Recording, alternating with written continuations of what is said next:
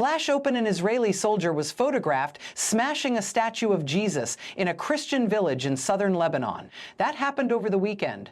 And tonight, the Israeli military says it is investigating. Israel's prime minister is apologizing. And a single image is now colliding with a fragile ceasefire, a sensitive religious flashpoint, and a wider war that is still very much alive. What we know right now. Here's what we know right now. Reuters verified the location of the image as Debel, a Christian village in southern Lebanon. The Israeli military says the image is genuine, says the soldier's conduct is inconsistent with its values, and says it is working to help restore the statue. Israeli Prime Minister Benjamin Netanyahu condemned the act and said the soldier would face harsh disciplinary action. Here's what is still developing. We do not yet know exactly what punishment the soldier will face, how quickly the military investigation will move, or whether Israeli commanders will treat this as an isolated act or part of a broader command discipline problem. Some outlets, including Sky News and The Guardian, reported Netanyahu described the inquiry as a criminal probe. Reported that the military said the incident was being investigated. What is not in dispute is the political damage. The backlash spread fast, and it reached church leaders, Israeli officials, and the U.S. ambassador to Israel in a matter of hours. The chain of events, to understand why this hit so hard, you have to start with where it happened. Debel is not just any village. It is one of the few villages in southern Lebanon where residents stayed through an Israeli occupation, military campaign that began on March 2nd after Hezbollah fired rockets at Israel in support of Iran. Reuters reports the statue was part of a small shrine in the garden of a family home on the edge of town. That means this did not land as an abstract wartime image. It landed as a soldier attacking a sacred symbol in a civilian Christian community already living under extreme pressure. Then came the timing. Israel and Lebanon agreed to a U.S.-brokered 10-day ceasefire on Thursday, April 16th. But even with that pause in place, Israeli troops remain inside southern Lebanon, and residents in Debel say they are still surrounded and still restricted in their movement. So this image did not appear during open battlefield chaos alone. It appeared during a supposed de-escalation, at the very moment people were looking for signs that the temperature was finally coming down. And the military picture around Debel has not calmed.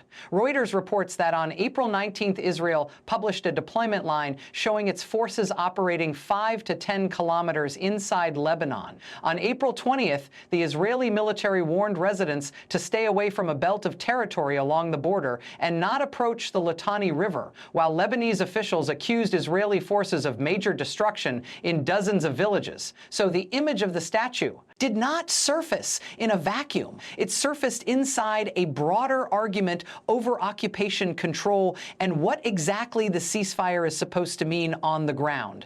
Then the story accelerated. The image spread online. Israeli officials moved quickly because they had to. Netanyahu said he was stunned and saddened. Foreign Minister Gideon Saar called the act disgraceful and apologized to Christians. And the military said it viewed the incident with great severity. That speed matters. It tells you Israeli leaders saw immediately that this was not only a discipline problem, it was a diplomatic, religious, and public relations crisis unfolding in real time. The stakes right now. So what is at stake in the next 24 to 72 hours? First, the ceasefire itself. Reuters reports Washington is expected to host a second round of ambassador-level talks between Israel and Lebanon on Thursday, April 23rd, and there are already efforts to extend the 10-day pause. That means this controversy is landing right as U.S. mediators try to keep the truce from slipping. Any new outrage, any fresh provocation,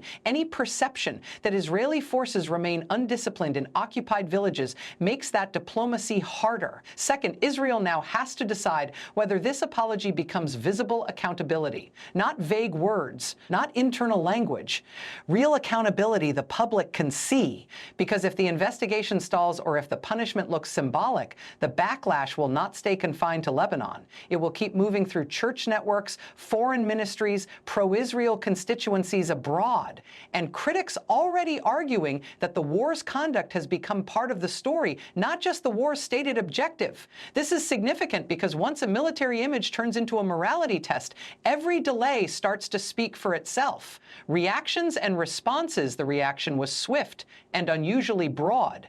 Netanyahu condemned the act. Saar apologized. The Israeli military said it would assist in restoring the statue. U.S. Ambassador Mike Huckabee demanded swift, severe, and public consequences.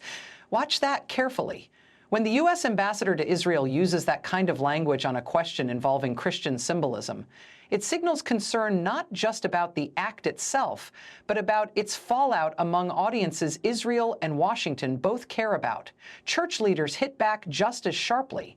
The Assembly of Catholic Ordinaries of the Holy Land called the act a grave affront to the Christian faith. The local priest in Debel described it as a desecration of holy symbols. And residents say apology alone does not change their reality, because even after the ceasefire they remain cut off, with some homes still inaccessible. Balance matters here.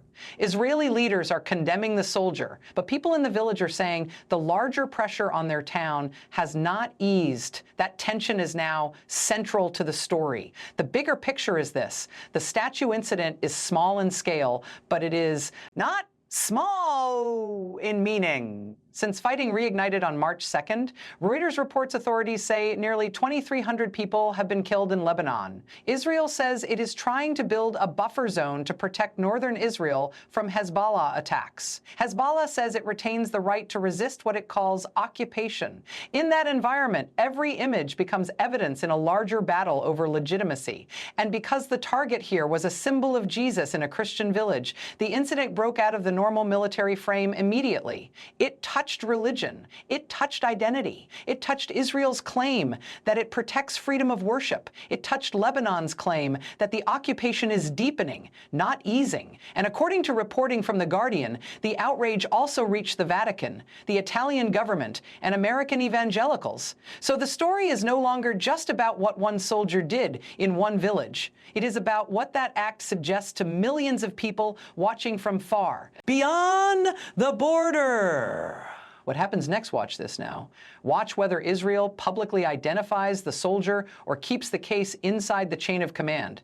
Watch whether the military investigation produces a timetable, a formal finding, or a visible disciplinary step. Watch whether restoration of the shrine happens quickly and with cooperation from the local community. And watch whether Israeli officials keep talking about this, because the political instinct in moments like this is often to apologize once, then move on fast. If that happens before the facts are settled, the story will keep chasing them. Also watch Thursday's U.S.-hosted talks between Israel and Lebanon.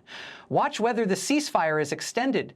Watch whether Israel changes any of its restrictions in southern Lebanon, including around villages named in its warning maps. And watch whether Hezbollah, which strongly opposes these contacts, tries to use this moment to harden resistance to diplomacy. Here's what matters. This is now bigger than an image and smaller than a war, which is exactly why it is dangerous.